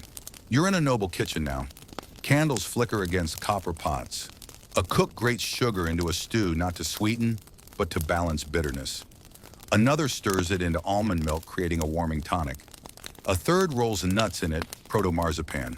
And over in a quieter corner, a scribe dips sugar into water and boils it with rose petals. A gift for the abbess, for a sick child, for someone who needs a reminder that joy still melts. Tonight's odd little detail, sugar, wasn't just used for food. It was burned in rituals, pressed into pills, even shaped into miniature sculptures. Sugar knights, sugar towers, sugar angels with brittle wings. Eat one and you were eating art. But sugar was also theater. At banquets, nobles unveiled entire edible landscapes, marzipan castles, sugar bridges, candied fish ponds. It wasn't about nutrition, it was about wonder. Still, most people never tasted it. A farmer might go their whole life without so much as a grain. A baker might smell it in the air of someone else's kitchen, and yet once in a while someone dropped a single sugar lump into a pot of oats. Or a rich widow paid a baker to make sugar kisses for an orphanage feast. That's how sweetness spread, not in barrels, but in gestures. Your hands are sticky now. You press your thumb into a glob of spiced sugar paste. It leaves a perfect print, a fossil of want, a mark of care. Here's your final academic note to savor historians still debate whether sugar corrupted medieval health or elevated medieval joy. Whether it was oppression in a loaf or comfort in crisis, the truth, maybe it was both. Because snacks like people are complicated. Hi again, sleepy soul. Tonight we unwrap something that once glittered on royal tables and puzzled monks in their kitchens. It's sticky, it's showy, it's medieval sugar. That's right, not just honey this time. Tonight you're tasting the dramatic rise of sugar, the mysterious white alchemy that turned food into celebration, medicine, and sometimes scandal. You're walking down a narrow stone street in a bustling port city. The sun is high, the gulls are loud, and somewhere nearby something smells strangely sweet, almost medicinal, almost too good. You round a corner and see it a tall striped tent. Inside, nobles sip syrupy drinks from glass goblets while servants fan them lazily. On a wooden platter lies a twisted spiral of hardened sugar, rose-flavored, dusted with what looks like crushed pearls. It glows. Welcome to the sugar banquet. It's not a common sight. In the early medieval world, sugar was not yet a pantry staple. It was exotic, imported, mysterious. Most people used honey or even date syrup, but sugar cane, that was a thing of legend grown in the East, refined in the Arabic world, and slowly trickling westward through conquest trade and, well, a lot of expensive shipping. At first, sugar was treated more like a spice than a sweetener. Just a pinch, a little dusting, a shaving. You might find it in a rare preserve or dissolved in wine for the sick. Apothecaries called it a cure. Surgeons used it to coat wounds. Some monks insisted it helped with melancholy. Others just liked the taste. But then something happened. As refining techniques traveled along with war, unfortunately sugar became slightly more available. Not cheap, but attainable. Enough for nobles to make things shiny. Enough for royal kitchens to begin experimenting. And boy, did they go for it. You slip past the tent now and into a quieter garden. A cook stands at a steaming copper pot, stirring something thick and golden. Behind him, trays of sugar paste cool in decorative molds, lions, griffins, castles. They'll harden soon, then be painted with saffron or pomegranate juice, then served not eaten, displayed. That's the part people often miss. Sugar wasn't just food, it was architecture. In great feasts, sugar became a building material. Entire sugar sculptures called subtleties were built as centerpieces. Towers, trees, night-slaying dragons, all edible, all ridiculous. You weren't meant to eat them, really. You were meant to stare, to gasp, maybe lick when no one was looking. And these sugary monuments had a message: we're rich. We can afford to waste sweetness. Now here's your curious nibble for the night. Some sugar creations had secret compartments. Inside, the hollow sugar swans, perfume, or fireworks, or a roasted quail. Surprise. You wander past a small stall near the harbor, where a weary trader is selling something rare, a cone of raw cane sugar wrapped in cloth hard as rock. A woman haggles fiercely, then walks away cradling it like a holy relic. It'll take hours to scrape, melt, and temper, but her daughter's wedding cake will shine. And yes, medieval cakes. We're not talking buttercream. Imagine dense spiced bread soaked in honey and wine, then studded with dried fruit, and if you were rich, topped with sweetened almond paste or spun sugar. The texture, like eating a poem written by someone with no sense of restraint. Here's your academic spoonful. Historians debate how widespread sugar use really was before the late Middle Ages. Some argue it remained elite, reserved for monarchs and monks. Others point to market records, ship manifests, and recipes that suggest sugar filtered into merchant and artisan homes earlier than we thought. Was it universal? No. But was it aspirational? Oh, yes. You sit now under a fig tree, licking something sticky from your fingertips, probably candied fennel seeds, or pine nuts in syrup, or rose petals soaked in sugar and laid out to dry. The kind of snack that turns a simple moment into a memory. The kind that tells you someone tried, someone took the time. And yes, sugar had a dark side. Slavery, colonization, environmental cost. But for tonight, we acknowledge that, then return to the quiet glow of a candlelit kitchen, where a tired monk ladles hot syrup into wooden molds shaped like stars. He hums. You nap. The sugar sets. Hello again, night traveler. Tonight we're following a trail not through fields or markets, but into rooms thick with incense and quiet humming. Rooms filled with the rustle of robes, pages, and prayer. Because tonight we're exploring a different kind of medieval snack, the kind consumed between psalms and silences. The kind made not for delight, but for discipline. You're in a cloister now. Stone corridors curl like labyrinths. The air smells of old wood lavender and beeswax. A monk passes you with a nod, his hands tucked in his sleeves, his face unreadable. But there's a glimmer in his eyes, a hint. Because even in silence, monks had their secrets. And those secrets often lived in the kitchen. Tonight's tale is about fast day snacks, meals eaten when you couldn't eat. Or rather, when you weren't supposed to enjoy what you ate. No meat, no dairy, no indulgence. Just humility. Just hunger. Just creativity. You're ushered into a narrow kitchen where a novice is pressing almond milk from a linen pouch. The liquid is pale smooth and slightly fragrant. It will be used in everything today, from the bread to the porridge to the custard that absolutely does not contain eggs. Definitely not. That's why it's called mock custard. You sit quietly as a small bowl is placed before you. Almond cheese. Not real cheese, of course, just ground almonds, water, vinegar, and salt. Pressed and aged until it crumbles like the real thing, though it tastes like a nut pretending to be a cow.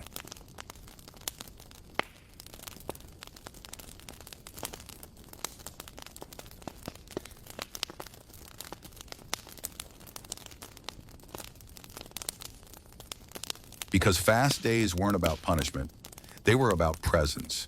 Here's your gentle historical tidbit. Most medieval monastic calendars included over 150 fast days per year. That's almost half the time. Some strict orders even included Wednesdays and Fridays every week, plus entire liturgical seasons like Lent and Advent, which meant that monks and nuns had to get creative if they wanted to stay awake, focused, and functional. They didn't snack to indulge, they snacked to endure. Across the kitchen, a senior monk unwraps a small bundle of fig leather. It glistens. It's sticky. It's been soaked in wine, rolled in sesame, and dried over days. One slice is enough to keep you going. 2 slices, you're celebrating. And that's where the quiet brilliance lies. These weren't lavish meals, but they were layered, thoughtful, built to stretch. A tiny honey-soaked loaf, a spoonful of lentil mash folded in seaweed, bread steamed, not baked, to soften the texture and humble the experience. Here's tonight's quirky note. Some monastic kitchens created entire mock menus. Mock fish made of mashed rice, mock sausages made from nuts and herbs. There's even a recipe for fish milk, a creamy broth made with almond extract and sea salt served with crusty barley bread. Fishless but spiritually aquatic. You wander now into the garden where monks cultivate herbs for medicine and flavor. Basil, hyssop, marjoram. These went into everything, not because they wanted to show off, but because flavor, even in moderation, was a gesture of care. You sip from a small ceramic cup. The liquid is cloudy, cool, and herbal, brewed from fennel and sage. It sharpens your senses. Or maybe that's just the wind. Either way, you're here, fully here. And here's your academic musing of the night. Historians disagree about how rigid fast day rules were. Some argue monastic cooks followed the letter of canon law, while others point to loopholes, regional customs, and quite a few food jokes scribbled in the margins of prayer books. Was it strict? Absolutely. Was it sneaky? Oh, delightfully. You return to the bench by the fire, a plate of rye crisps at your side. Not glamorous, not festive, but honest. And as you nibble, the silence around you doesn't feel empty. It feels full. Hey again, sleepy friend. You've wandered through barley fields, dipped your fingers into dripping honey, and munched your way through monk-made fig leather. But tonight, let's step even deeper into culinary illusion, a world where fasting didn't mean boring, and where snacks pretended to be other snacks with more commitment than a medieval actor in a morality play. Welcome to the whimsical, philosophical, occasionally suspicious world of creative fast day food. You're back in the monastery kitchen, but tonight it feels more like a theater set. Steam swirls, cloaks rustle. The scent of vinegar and herbs clings to the air, and on a heavy wooden board lies a fish. No, not quite. It glistens, it smells briny.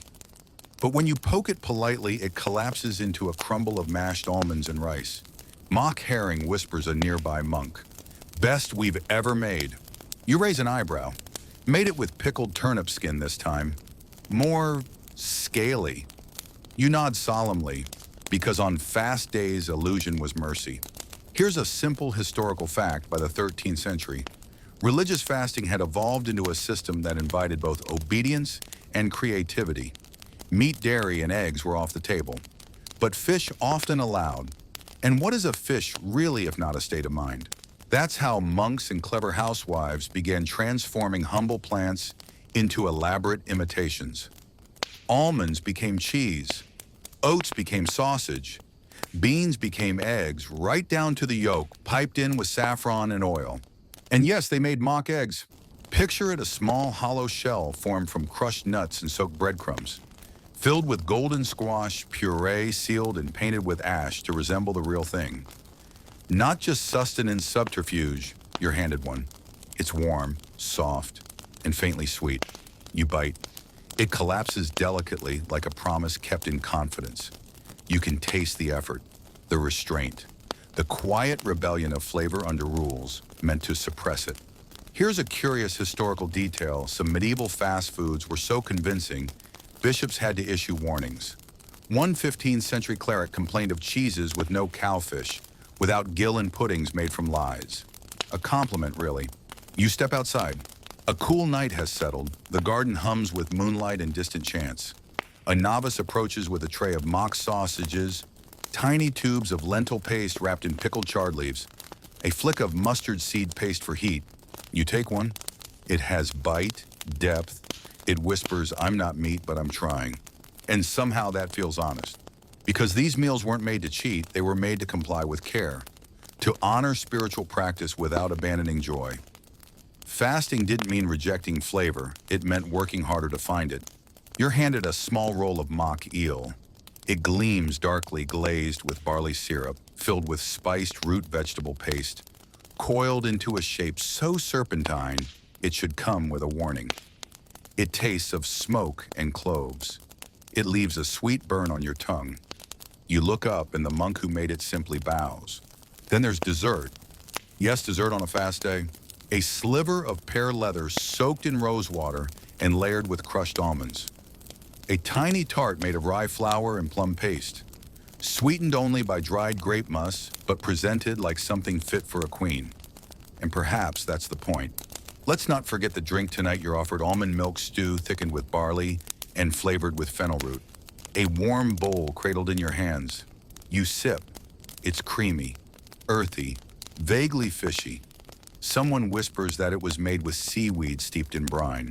Fish milk, they say. You nod. Of course it is.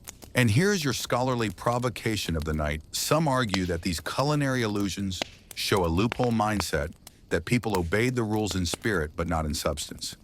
Others believe these dishes reflect deep reverence, a desire to make even restricted food sacred, beautiful, meaningful. As always, the truth probably sits somewhere between a mock eel and a real fig. You lean against the garden wall full of flavors that shouldn't exist and yet do. And you smile. Because isn't that the most medieval thing of all? Hi again, traveler of tastes and tales. You've chewed your way through mock eels and fishless stews, and tonight you're stepping into a shadowy corner of the cloister, the kind of place where sweetness was whispered, not served. Welcome to the secretive world of forbidden medieval sweet snacks. The bells have just rung for Compline. The halls are quiet, but as you pass by the back of the scriptorium, you hear a rustle, a shuffle, a creak. You peek through a slightly ajar door and spot something astonishing, a monk not copying scripture, but rolling dough. Slowly, carefully, with the kind of devotion normally reserved for prayer. He doesn't see you, but you see everything. Golden flour sifted through fine cloth, honey dripping from a clay spoon, a handful of chopped dates tucked into the center of a little pastry pouch. He seals it like a confession, then presses the edge with a carved wooden stamp. A symbol, not Latin, not scripture, just a squirrel. You step back quietly, respectfully. You've just witnessed the making of a coded cookie. Here's your historical fact of the night. While sweet foods were technically allowed during some fasts, elaborate desserts often violated the spirit of restraint. And yet in many monasteries, recipes for honey tarts, almond fritters, and fig-stuffed wafers were passed down not openly but carefully, orally, coded, or in the margins of unrelated texts. Which brings us to the heart of this night's mystery culinary secrecy. A few hours later, you're in the herb garden under starlight. A novice sneaks out with a small cloth bundle. He unwraps it. Inside, little almond squares, barely sweet, dusted with lavender sugar. He offers one. It's not real sugar, he says. It's dried beet syrup mixed with ash. You bite, it crumbles like dust, then melts like moonlight. This, you realize, is not just food. This is memory disguised as flavor. Across medieval Europe, especially in monastic and noble households, confectioners hid recipes the way knights hid swords, carefully and with legacy in mind. Some recipes were marked only by symbols. Others were never written, passed only from mouth to ear, generation to generation. Imagine this: a nun in Provence tracing a honey cake recipe with her finger on a wooden bench. Or a cook in Flanders using runic slashes to indicate cinnamon ratios on a pastry board. That wasn't superstition, it was encryption. Now here's your curious whisper. Some scholars argue that sweets more than stews were tied to identity. That women especially held dessert knowledge like inheritance, handing down spice blends and oven timing tricks as a form of soft power in a world ruled by louder things. Back inside the monastery, you pass the kitchens again. Someone is slicing thin wafers of pressed fig and almond paste, so thin they're translucent in the firelight. No one speaks, but everyone understands. You're offered a slice. It tastes like fruit patience and a little bit of rebellion. And here's your academic quandary of the evening. Were these hidden recipes acts of resistance, ways to preserve joy in systems of denial, or were they simply the result of human habit, tradition, hiding in plain sight? Some say these snacks were indulgent loopholes. Others claim they were sacred crafts passed with intention. You, standing under the stars, eating a secret sweet, decide not to decide.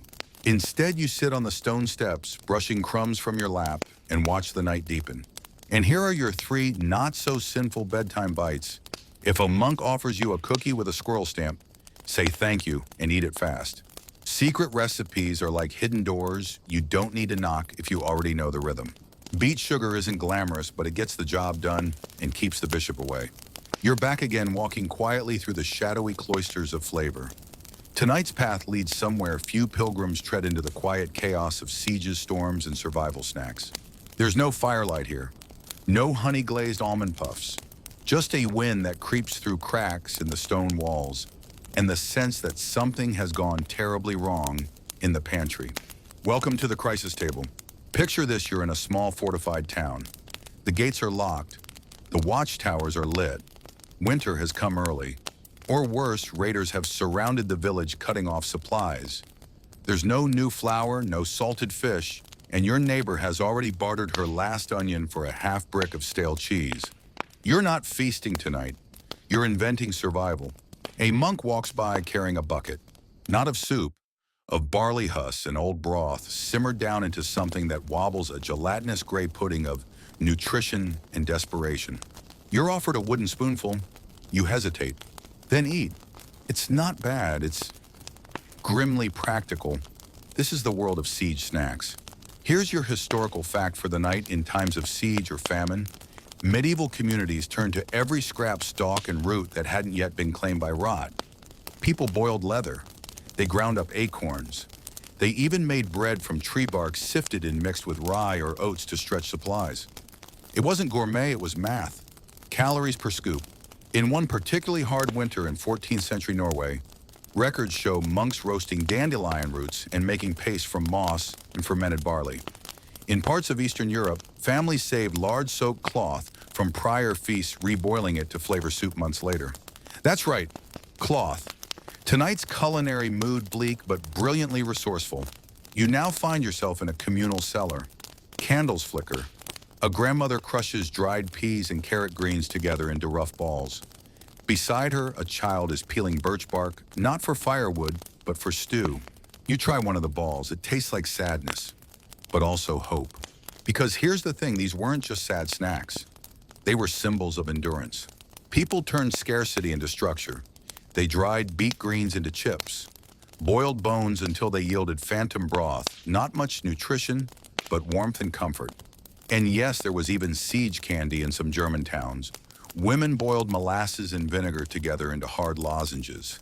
Sweet, not really, but it kept the mouth busy and morale intact. You walk on, passing a family seated by candlelight. The mother unwraps something carefully from cloth, a last hard biscuit. It's shared in tiny pieces, each dipped in wine diluted with rainwater. Nobody speaks, but everyone remembers. You're witnessing emotional cuisine. Here's your curious fact: in London, during the Great Famine of 1317, food records show sudden bursts in recipes for thickened ale, mushroom ash, stew, and pea gruel cakes. These weren't luxury dishes, they were survival innovations, quiet inventions of hungry minds. Now, your academic dilemma were crisis snacks, signs of desperation or ingenuity. Some argue these dishes shouldn't be celebrated. They reflect systemic failure, not culinary triumph. Others say the opposite. These were moments of brilliance where human creativity danced at the edge of extinction. You sip from a cup of thin onion broth and you don't have an answer. But you feel grateful, not just for full cupboards, but for the lineage of stubborn, brilliant cooks who didn't give up. The cellar grows warmer as people gather closer. Someone hums a lullaby. Someone else offers a sliver of pickled radish. You're not full, but you're fed. You're sitting by a window now. It's small diamond paned with just enough light to see the flicker of the world outside. The monastery behind you is quiet. The fast is still on, and yet your fingers are sticky. Tonight we enter the delicious paradox of forbidden sweetness. Because yes, some snacks were meant to soothe, others to be hidden. The monk beside you smiles mischievously. He's unwrapping something wrapped in waxed cloth, tucking the parcel beneath a stack of old parchment. Just for special occasions, he whispers. Inside is a honey wafer, thin and golden, folded like a letter. One bite and it crackles. Not too sweet, but unmistakably joyful. Turns out even monks had secrets. Monasteries were supposed to be halls of discipline, and they were. But hidden within those walls were recipes passed by whisper sweets, traded under tables, and flavored wafers tucked in prayer books. You're handed a small loaf, dense and chewy. Traveler's bread, they call it. It's spiced with anise and fennel, sweetened with dates. It was meant to last days on the road or weeks tucked in a novice's robe. But this one is still warm. Not all sweets were sanctioned. Some were smuggled in from markets, others concocted during late-night baking shifts. Monks were, after all, some of the era's most experimental cooks. And honey was everywhere. In stews, in salves, in sins. Here's your quirky historical detail. Some abbots wrote rules forbidding the making of elaborate cookies, especially those shaped like saints or animals, because apparently too much joy was suspicious. Yet the more forbidden a thing became, the more lovingly it was crafted. You hold now a tiny nutmeg shortbread etched with lines that look suspiciously like coded scripture. Recipe, you ask? The monk shrugs. Oral tradition. Then he taps his head. An oral temptation. Cooks in these kitchens often developed code phrases for ingredients: sundust for saffron liquid light, for honey the rose's twin for cinnamon. If a visitor read the kitchen notes, they'd assume poetry, but it was really a shopping list for indulgence. Let's walk. You follow the path past the apothecary garden. The plants look like sleep, all soft leaves and blue blossoms. But in the center sits a clay oven. Low, round, still warm. A single ginger ball rests on the stone. It smells like heat and hope. One bite, and you understand this is a snack made for silence, eaten with the care of a secret. Chewy, spicy, bright. Ginger was rare, and its use in sweets, especially during fasts, was often justified with medicinal excuses. Good for the digestion, the monks would say with a wink. And it wasn't just the monks. Lay sisters, traveling scribes, even pilgrims, they all had their own hidden snack customs. Some wrapped sugar-dipped almonds in cloth and tied them to belt loops. Others made honey-stuffed figs and baked them between pages of warm books. Yes, books. Parchment makes a fine drying rack when you're desperate. Here's your academic whisper. Some scholars believe that the tradition of cloister cookies, those intricate, delicately spiced biscuits, emerged not from formal cookbooks, but from oral culinary lineages passed down by women in service, not monks. That would mean the most delicious parts of the monastic diet weren't always written, weren't always male, and weren't always permitted, and yet they survived. You sit now by a low fire, cupping a clay mug of milk wine, an old drink made from almond milk, sweet wine, and crushed herbs. It's warm, faintly floral, and completely against the fast. But someone refills your cup anyway. And now a final treat, candied pine nuts, toasted and rolled in rosewater sugar, hidden in a folded cloth napkin. You pop one in your mouth. It's crunchy, sticky, and somehow tastes like you've just won something. Because you have. You've tasted defiance in dough, hope in honey, and the soft rebellion of monks who love flavor too much to let it go. The moon is high now. The grass is cool beneath you, and in the distance a single bell tolls. Not for prayer, not for alarm, but for snack time. Tonight we enter the gentle world of creative fast day snacks when hunger met innovation and came out tasting like almond cheese. You're seated beside a quiet monk in a garden shed. Not much to look at, a few shelves of herbs, a stack of empty baskets, and one very full pot of something pale. He spoons it onto a piece of rye. You bite. It's creamy, smooth, slightly nutty. Cheese, you ask. He grins. Not quite. Welcome to almond cheese, the quiet hero of fast day feasts. No milk, no sin. Just ground almonds, water, a touch of salt, and the kind of patience that turns mush into miracle. Because on fast days, dairy was banned just like meat. But almonds were blessed loopholes. They were ground into paste, soaked, pressed, and cooked into everything from soups to butter substitutes. You look again at the monk. He's slicing a soft, golden lump into little wedges. Mock egg, he says. It jiggles slightly. Made from almond milk, saffron, and ground rice, he adds, placing a slice beside a dried fig. No yolk, all illusion. Fast day food was all about illusions. There were mock meats shaped from spiced grains and fried into cutlet-like forms. There were non-dairy creams made from pounded chestnuts. Even fish milk strained from boiled fish bones for the most devout or the most confused. One book from the 15th century even offers a recipe for butter of peas. Mashed peas boiled until smooth, then whipped with oil and vinegar until spreadable. It tasted nothing like butter, but it looked close enough to appease both monks and conscience. You wander now to the edge of a field kitchen where two novices are frying something in a shallow pan. It smells rich, earthy, slightly toasted. It's lentil paste shaped into flat cakes and cooked on a hot tile. Crisp edges, soft center, and just enough spice to remind you someone in the kitchen is trying to impress someone else.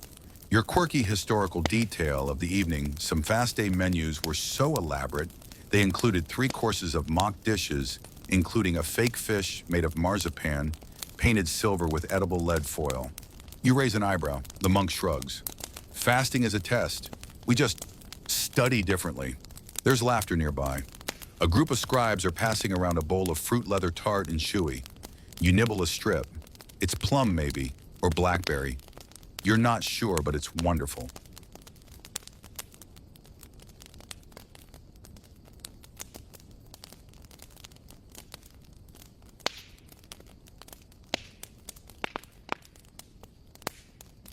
One scribe taps her parchment roll and smiles. History preserved. You're handed a small cup of hot wheat broth, thin and savory.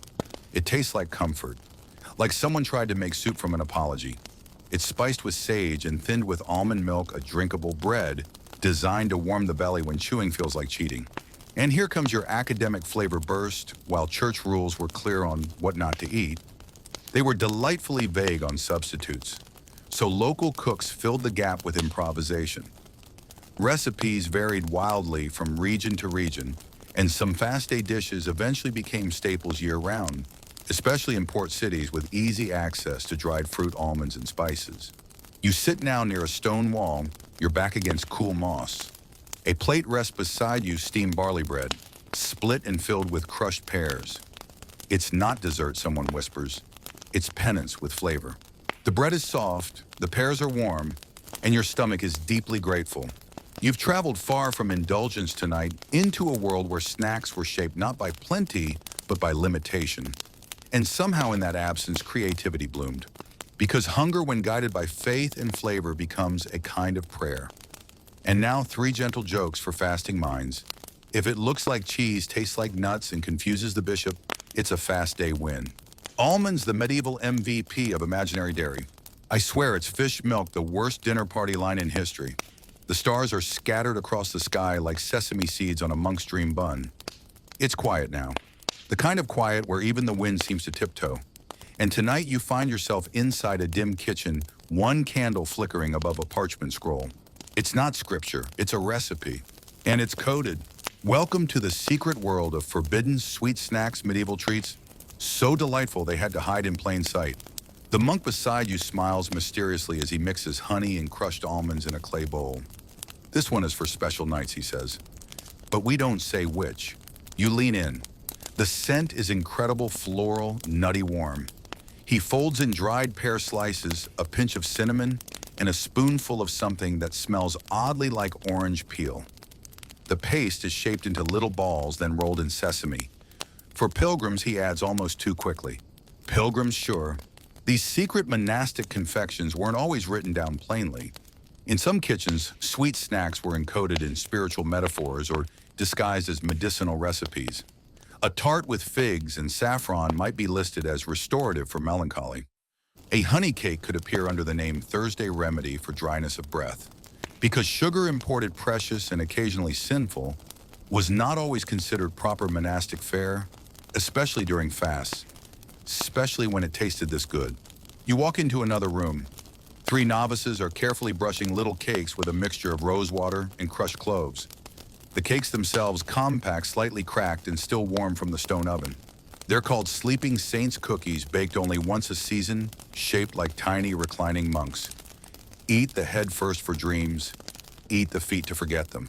They giggle as one monk bites off both. Your odd detail of the night, some monasteries developed oral culinary traditions where the recipes were only passed by memory. If someone misremembered the order or forgot the spice, the treat disappeared from history, like a snack ghost. Back outside, you follow a soft trail of light to a garden shed, more herbs, more beeswax, and a smell so enchanting you forget your own name. A jar sits open on a wooden bench.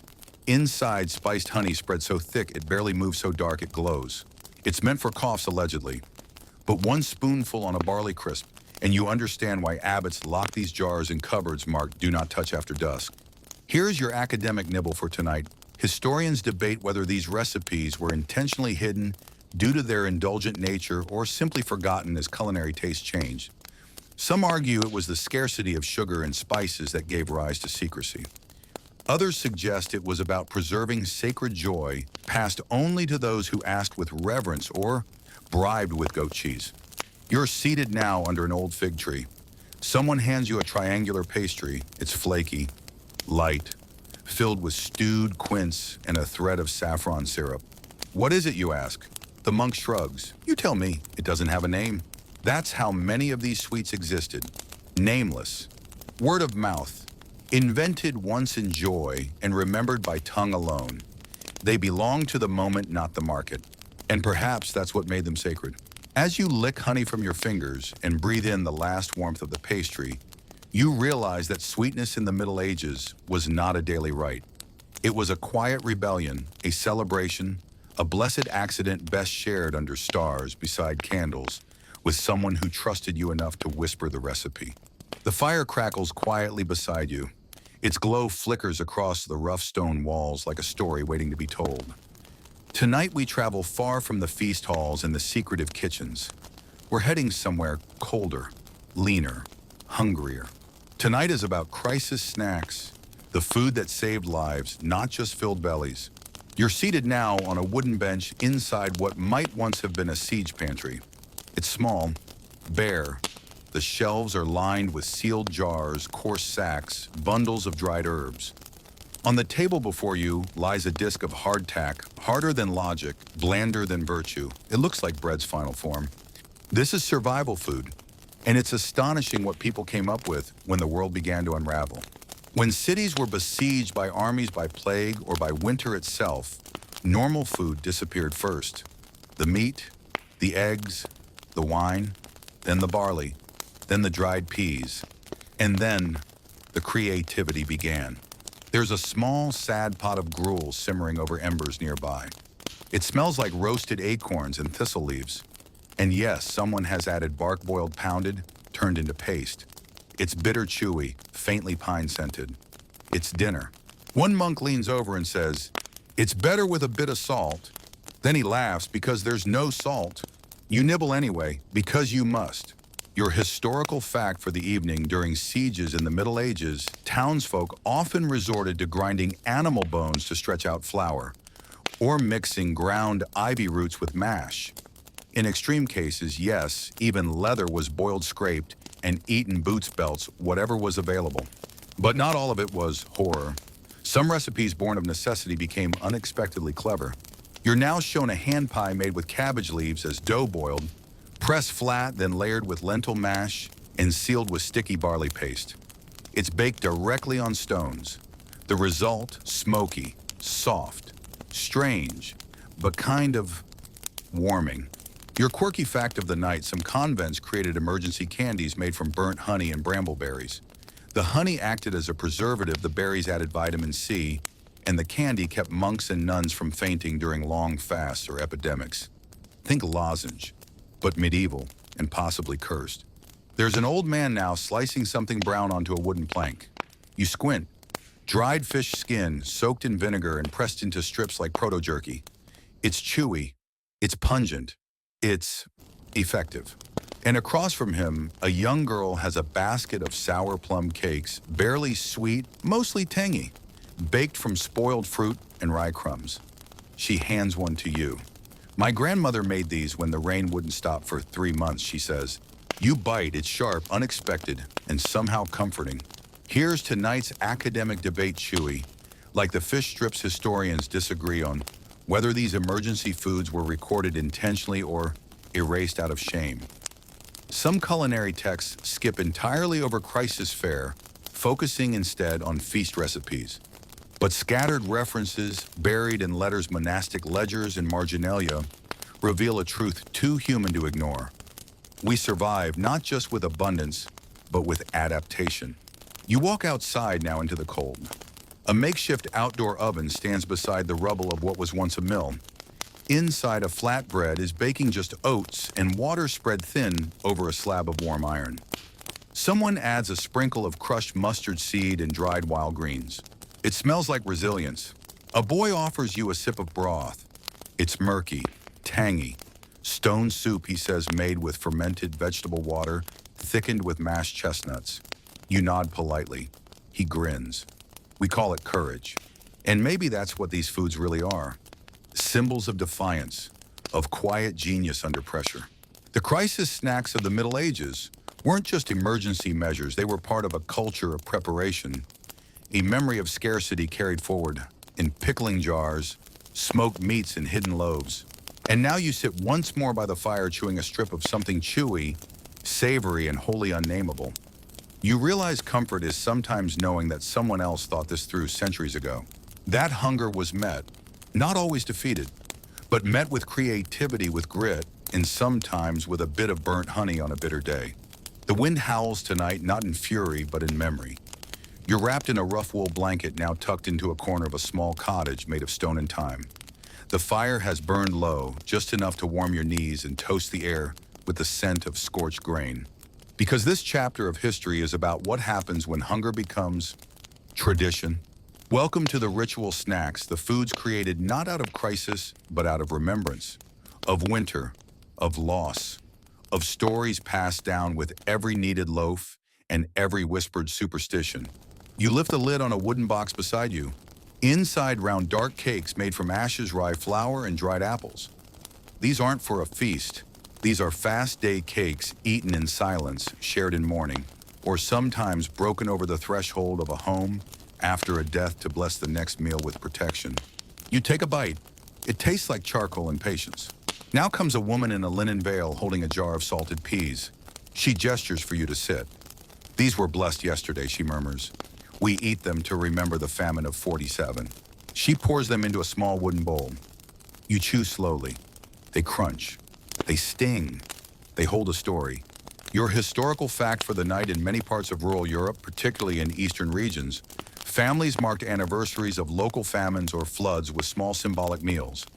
They'd eat what their ancestors survived on, just enough to remember, never enough to enjoy. 1 candle, 1 cup of vinegar water, 1 spoon of turnip paste. That was dinner on the day of mourning. But sometimes these small offerings turned into ritual resilience. Over time, they were sweetened, enhanced, celebrated. The vinegar water became wine. The turnip paste got a dollop of butter. The fast day cakes were fried into little discs and eaten while telling old stories. You're offered one now, flat browned and dusted with powdered rosemary. Granny says it protects your dreams, a girl whispers as she hands it over. And maybe it does. Your odd historical quirk tonight: in some alpine villages, there was a tradition called Bitter Bread Day, where the eldest woman of the household would bake loaves using spoiled or sour ingredients on purpose. Everyone would eat them together, grimacing, laughing, pretending it was fine. Why? To mock hunger, to show they weren't afraid of it anymore. You're starting to see a pattern here, aren't you? Even in remembering hardship, medieval people found ways to celebrate, to gather, to snack in defiance.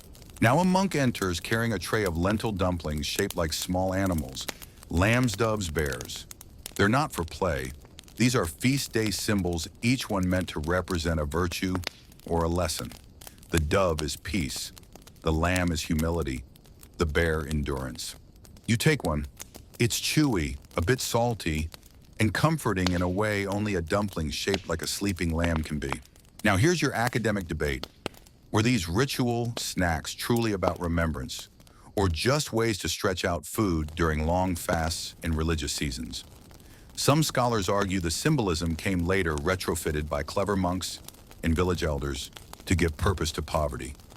Others insist that food has always been sacred, not just fuel, but memory, meaning myth. As the fire dims, a final offering is made. A small clay vessel of dried berries soaked in diluted honey and left to ferment for a day or two. It smells faintly of wine, but sweeter. A spoon is passed. You taste. It's bright, alive, almost cheerful. The woman beside you smiles. We call it sorrow syrup. For when you need a little sweetness in a bitter time, you nod, because that's exactly what this is. And so ritual snacks, though born of grief, scarcity, and struggle, became a kind of edible spell. A way to remember without breaking. A way to laugh while chewing something almost, but not quite delicious. The world is quiet now. Not just the cottage, not just the fields outside, not even just the sleeping sheep in the distance. There's a kind of hush that comes only at the very end of something, when the story's been told, the bread has been eaten, and all that's left is to fold time like a blanket. Tonight we arrive at the last bite, the final chew, the snacks of survival meals made not out of creativity, but out of necessity. Foods born in fire, famine, and siege. When the markets closed, when the granaries emptied, when hope shrank like a frost-bitten plum. You're seated on a low wall of stone worn smooth by centuries. A breeze rustles the grass. Someone hands you a biscuit, not sweet but hard flat, and the color of dust. You knock it against the stone, and it makes a sound like a tiny bell. Welcome to the world of medieval crisis snacks. These weren't snacks in the way you know them. No pleasure, no garnish, no leisurely chewing. These were edible insurance policies tucked in sleeves, hidden in saddlebags, or buried in ceramic jars beneath floors. You break the biscuit. It resists. Finally, it cracks. Inside, a soft crumble of dried lentils, crushed walnuts, and a ribbon of dried pear skin. It's odd, tough, but it doesn't taste bad. It tastes like someone tried. Here's your historical anchor tonight during long sieges like the 13th century blockade of Rochester Castle, or the endless hunger of famine winters. People turned to siege cakes, field biscuits, and root pies. These were made from whatever could be found: stale grain, bark powder, dried nettles, bruised fruit, even powdered bone. The goal wasn't deliciousness. It was delay to stave off hunger for one more hour. And sometimes it worked. Now someone passes you a leather pouch. Inside, jerky made from fish skin and old herbs smoked dry in an attic. A little brittle, a little horrifying, but the salt. Oh, the salt brings your tongue back to life. A girl beside you, no older than 10, offers a clay cup. You sip. It's onion broth with a hint of sage and exactly 2 peas floating like survivors. She says softly, "This is what my great-grandmother made in the hunger year." You nod and take another sip, because somehow, even at their lowest, people found ways to nourish.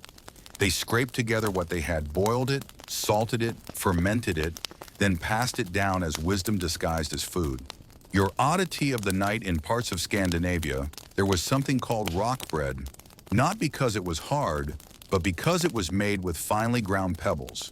Yes, actual stones, mixed into flour to stretch it further.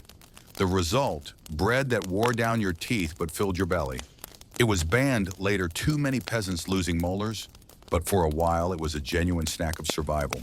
You reach into a worn cloth sack now and pull out a final treat, a dried plum dark and wrinkled as memory. You bite. It's sweet, sharp, like something trying to remember summer. Beside you, someone whispers. They say if you eat a plum on the first night of famine, the hunger won't reach your dreams. Whether it's true or not doesn't matter. You eat the rest. And here's your academic rabbit hole: were crisis snacks truly food? Or were they acts of resistance, of dignity? Some historians argue they were survival tools, nothing more. Others insist they were quiet declarations, a way to say, I'm still here. A spoonful of boiled moss becomes a refusal to vanish. You stare into the fire, it's dying, soft, the way embers fall asleep. And in that flicker, you see it all: the fritters of the fair, the bread of the monks, the pies of the peasants, the butter that misbehaved, the sour dumplings, the folded snacks, the mock meats, the hidden sugars, and now this, the last crumb of the story. You're full, not of food maybe, but of stories, of smoke and salt and strange laughter in quiet kitchens. And here to end it all are your last 3 sleepy smiles. If your ancestors could survive rock bread, you can survive Mondays. Crisis snacks, because sometimes chewing is how you protest. Remember, every strange, stubborn meal you've ever eaten was probably once someone's favorite story. The world is quiet now. Not just the cottage, not just the fields outside, not even just the sleeping sheep in the distance. There's a kind of hush that comes only at the very end of something, when the story's been told, the bread has been eaten, and all that's left is to fold time like a blanket. Tonight we arrive at the last bite, the final chew, the snacks of survival meals made not out of creativity, but out of necessity. Foods born in fire, famine, and siege. When the markets closed, when the granaries emptied, when hope shrank like a frost-bitten plum, you're seated on a low wall of stone, worn smooth by centuries. A breeze rustles the grass. Someone hands you a biscuit, not sweet but hard flat, and the color of dust. You knock it against the stone, and it makes a sound like a tiny bell. Welcome to the world of medieval crisis snacks. These weren't snacks in the way you know them: no pleasure, no garnish, no leisurely chewing. These were edible insurance policies tucked in sleeves, hidden in saddlebags, or buried in ceramic jars beneath floors. You break the biscuit, it resists. Finally it cracks. Inside, a soft crumble of dried lentils, crushed walnuts, and a ribbon of dried pear skin. It's odd, tough, but it doesn't taste bad. It tastes like someone tried. Here's your historical anchor tonight during long sieges, like the 13th century blockade of Rochester Castle, or the endless hunger of famine winters. People turned to siege cakes, field biscuits, and root pies. These were made from whatever could be found: stale grain, bark powder, dried nettles, bruised fruit, even powdered bone. The goal wasn't deliciousness. It was delay to stave off hunger for one more hour. And sometimes it worked. Now someone passes you a leather pouch. Inside, jerky made from fish skin and old herbs smoked dry in an attic. A little brittle, a little horrifying. But the salt, oh, the salt brings your tongue back to life. A girl beside you, no older than 10, offers a clay cup. You sip. It's onion broth with a hint of sage and exactly 2 peas floating like survivors. She says softly, "This is what my great-grandmother made in the hunger year." You nod and take another sip, because somehow, even at their lowest, people found ways to nourish. They scraped together what they had, boiled it, salted it, fermented it, then passed it down as wisdom disguised as food. Your oddity of the night in parts of Scandinavia, there was something called rock bread, not because it was hard, but because it was made with finely ground pebbles. Yes, actual stones, mixed into flour to stretch it further. The result, bread that wore down your teeth but filled your belly. It was banned later, too many peasants losing molars, but for a while it was a genuine snack of survival. You reach into a worn cloth sack now and pull out a final treat, a dried plum dark and wrinkled as memory. You bite.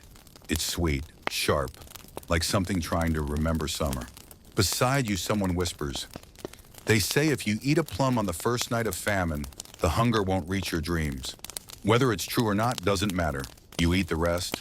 And here's your academic rabbit hole where crisis snacks truly food, or were they acts of resistance, of dignity?